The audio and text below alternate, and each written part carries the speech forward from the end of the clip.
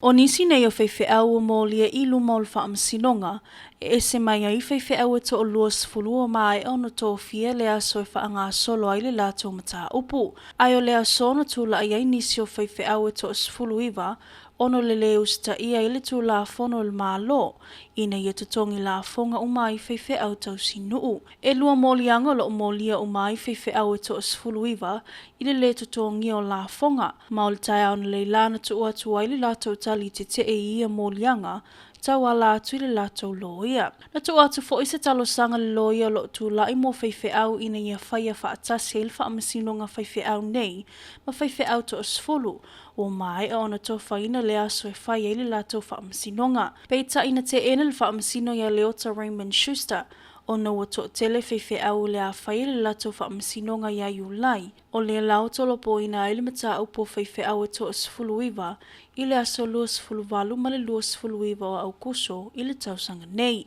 I Samoa nei e lata ile se lau iwa sfulu ma le iwa whaiwheau e whakasa. O le masina na te anei le o ngā fono le fono tele le eka lesia, le na pasia ile tasi miliona tā lai whaanganga mo whaamsinonga o whaiwheau, le o loo tū mau pere lato te te ile tū la fono le malo Samoa. Anastasia Mong Titia, Mo Talafo.